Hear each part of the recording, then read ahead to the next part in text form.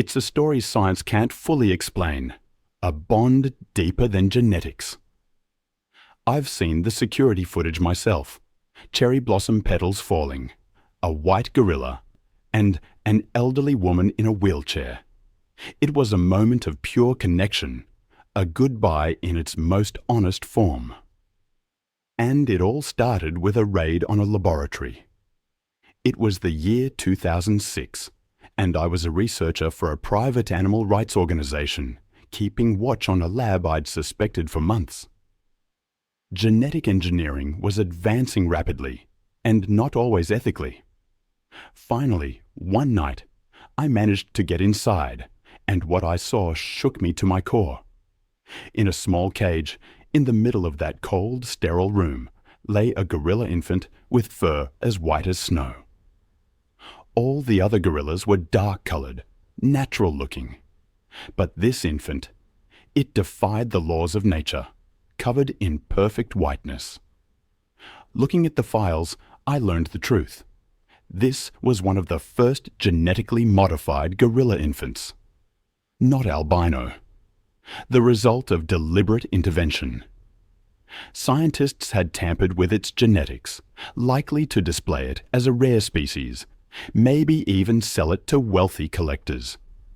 But at that moment, the tiny being was living without a mother, without love, only as an experimental object. Something broke within me. I couldn't leave this infant there. That night, risking my career, my freedom, maybe even my life, I took him. I named him Kesi, meaning hope in an ancient language, because that's what he was for me.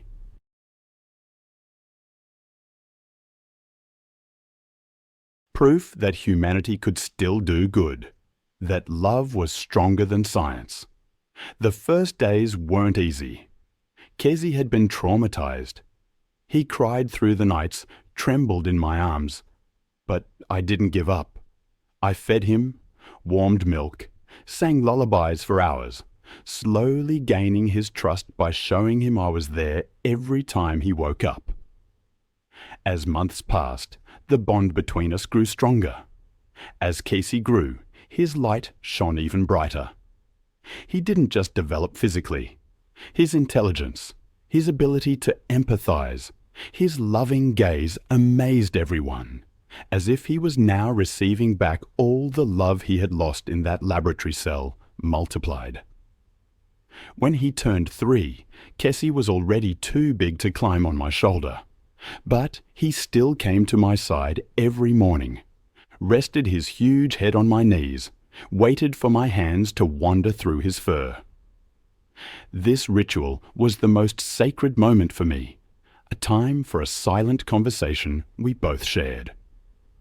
I taught Kesi simple things: how to peel fruit, how to play games, even how to open a simple lock. I'd shown him this last skill as a fun activity. A metal lock, small buttons turned in the right sequence.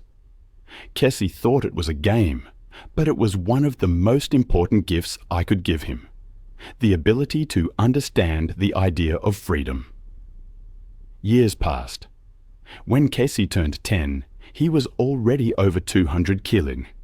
His white fur literally glowed in the sunlight, while his amber eyes carried a deep wisdom. I could no longer keep him at home. It would be dangerous and wrong.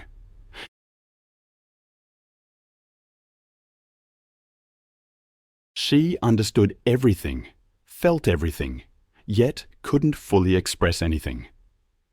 Visiting Kesi became impossible. Her health wouldn't allow it. Months passed without seeing him, an absence that consumed her. Knowing her time was short, she longed for one last visit. Just one. Her sister Sarah, understanding Emma's desire, devised a plan.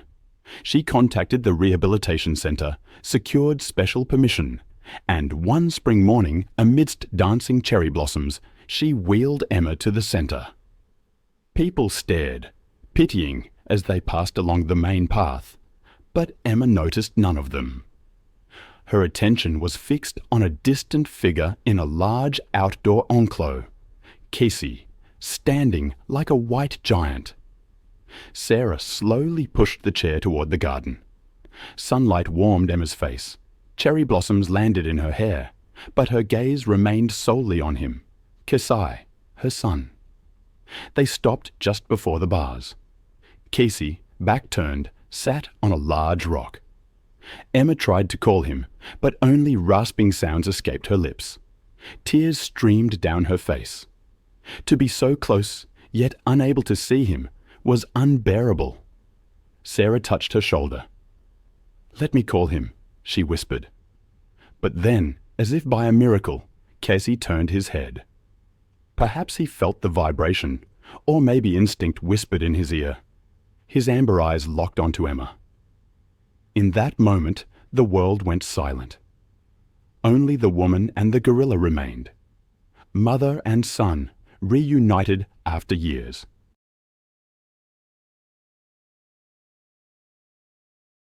The alarm sounded, but Emma felt no fear, only love in Kesi's eyes. Slowly, Kesi pushed the door open. The metal bars creaked, and for the first time in a decade, the giant gorilla stepped outside freely. Security teams rushed toward them, tranquilizer darts and guns in hand. "Get back!" someone shouted.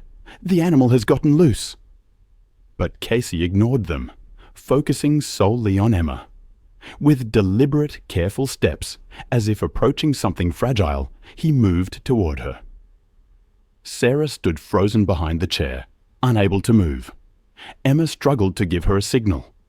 "Let him," she said with difficulty. Sarah hadn't understood. "What?" "Let him." Tears welled in Sarah's eyes. She didn't want to leave her sister alone with this giant animal. But seeing the determination in Emma's eyes, she slowly backed away. One of the security team members shouted, "No, get away from there. This is very dangerous." I've seen many things in my years of studying animal behavior, but what I witnessed that day, it defies easy explanation. It was more than just an animal reacting. It was as if two souls recognized each other across the divide of species. A mother and son, reunited after years. Sarah, ever watchful, had told everyone to stop, to just wait. And there he was, Kesi, his giant shadow falling over Emma, sunlight catching his white fur like a halo. Slowly, so slowly, he crouched down until their faces were almost level.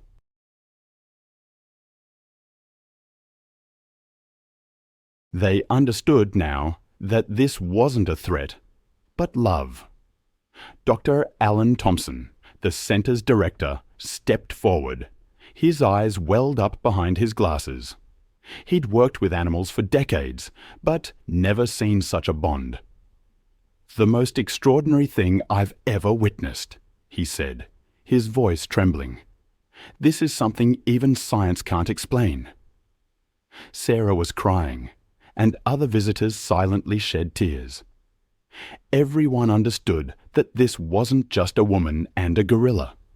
This was a universal bond, the bond between mother and child, a love that disregarded species, time, and distance. Kesi slowly lifted his head, looked at Emma one last time, and then, with a gesture so human, wiped the tears from her eyes with his finger. Compassionate, protective, full of love. Emma wanted to say one last thing, but words failed her. Kesi understood. He knew everything she wanted to say. "You are my son," she whispered, with her last strength. Kesi rested his huge head on Emma's knees again, and they stayed like that. There was a shared understanding between them. This wasn't a goodbye, but a moment of gratitude, of giving thanks for the most beautiful gift life had given them. Cherry blossoms continued to fall, pink petals landing on white fur, the sun shining on the wheelchair. For that moment, everything was perfect. As the sun climbed toward noon, Kesi remained by Emma's side, unwilling to leave. Dr. Thompson approached slowly, holding a basket of Kesi's favorite fruits.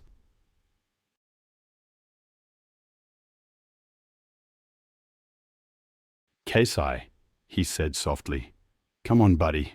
Let Emma rest." Kesi lifted his head, looked at the doctor, then back at Emma. Hesitation flickered in his eyes, as if he knew that if he left, he would never see her again. And perhaps he was right.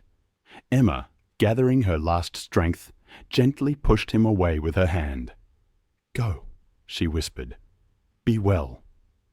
Kesi placed his giant hand on Emma's hand one last time, holding it tightly, as if trying to transfer all his love through that touch. Then he slowly stood up, his eyes fixed on her.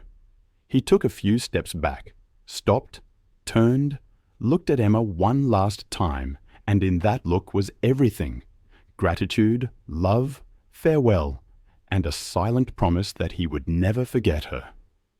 Dr. Thompson gently guided Kesi back inside. Kesi wasn't interested in the fruits.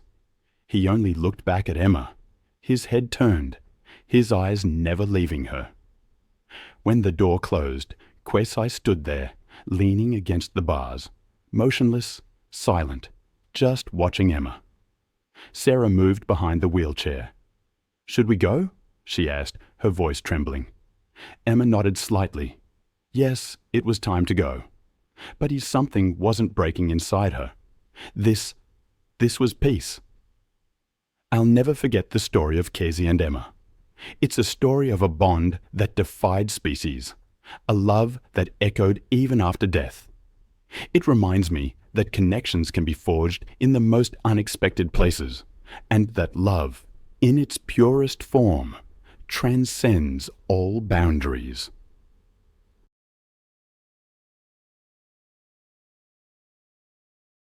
That farewell between Emma and Kesi.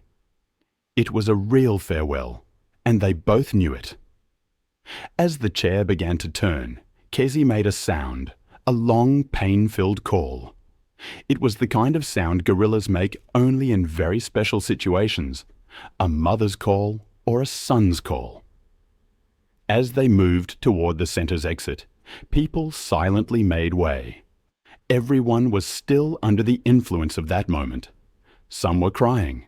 Some were just looking in shock, because what they had just seen wasn't normal animal behavior. It felt like a miracle. When they got home, Sarah made tea for Emma, but she couldn't drink it. She felt empty inside, as if a part of her had stayed there with Kesi. That night, Emma lay in her bed, looked at the ceiling, and thought of the night she first saw Kesi, that tiny white infant, and how she had taken him in her arms, how she had made a promise: "I will protect you. I will love you." And she had kept her promise. Every day, every moment, she had done what was best for Kesi. Days passed, weeks passed. Sarah brought her news of Kesi, said he was doing well. But there was something Sarah didn't say. Kesi came to the bars every evening at sunset and looked at the last place Emma had stood. 2 months later, one morning when Emma woke up, she was having trouble breathing. The disease had progressed.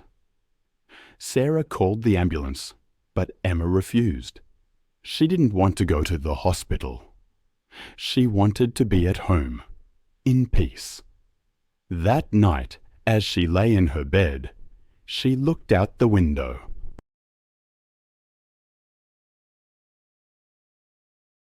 The moon was full, white light filtering into the room. And at that moment, a strange feeling overcame her, as if Kesi were beside her, as if that giant hand were touching hers again. She closed her eyes and imagined Kesi, his white fur, his amber eyes, his giant but gentle hands. And she imagined that last day, that perfect day, when cherry blossoms danced in the air, when the sun illuminated everything. "Thank you," she whispered into the darkness. "Thank you for letting me love you, Kesi." And that night, Emma fell asleep in peace. The next morning, Sarah couldn't wake her. Emma was gone, but there was a smile on her face, a peaceful, happy expression, as if she had seen a beautiful dream. When Dr. Thompson received the news, he cried. That woman had not only saved an animal's life, she had given him a life, a loving, meaningful life. How would they tell Kesi? How do you tell a gorilla that the person he loved most has died? But Kesi already knew that morning. He hadn't come to the bars as usual. For the first time in days, he didn't break his morning routine. He just sat in the farthest corner of his area, head bowed, motionless, as if mourning. Dr. Thompson made a decision. He asked Sarah for Emma's favorite shawl. And one morning, in the early hours, he left that shawl in Kesi's area. When Kesi saw the shawl, he froze. He approached, smelled it, and at that moment his giant body trembled.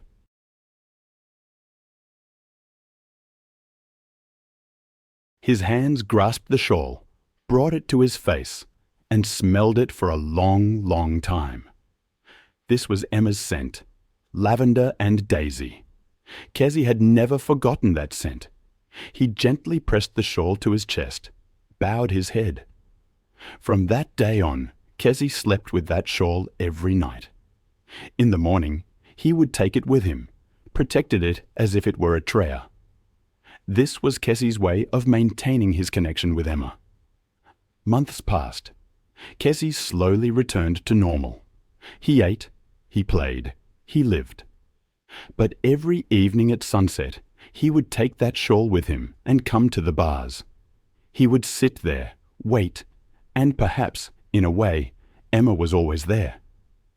In every cherry blossom petal, in every ray of sunlight, Emma was in Kesi's heart, just as Kesi was in Emma's heart. A year later, the Rehabilitation Center erected a special monument in Emma's memory, made of white marble. It was a small but meaningful monument. On it was a figure of a woman and a gorilla, hand in hand, and underneath was an Indian, Emma Carter, 1964 to 2026. She taught that love knows no language, species, or barrier. On the day of the monument's unveiling, Sarah was there, and Kesi was there too, watching silently from behind the bars. When the ceremony ended, Sarah went to Kesi's side, looked at him. Those amber eyes gave Sarah a sad but grateful look. "You loved my sister very much, didn't you?" said Sarah, with tears. Kesi bowed his head slightly, as if confirming.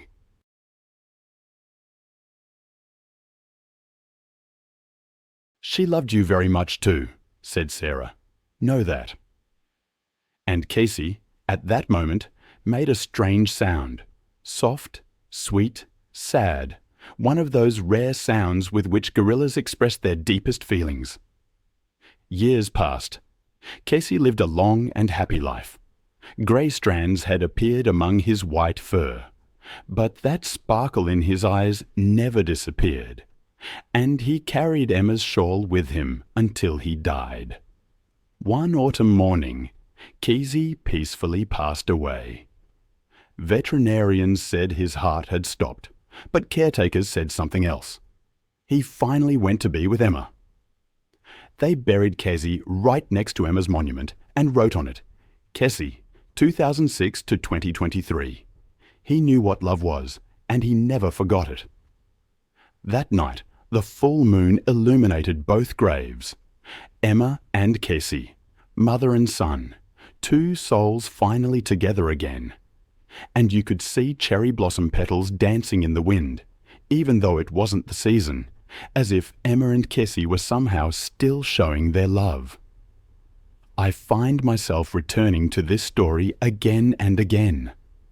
The bond between these two figures, their shared journey, it resonates deeply. I can only imagine the strength of their connection, what it must have been like for them to be together.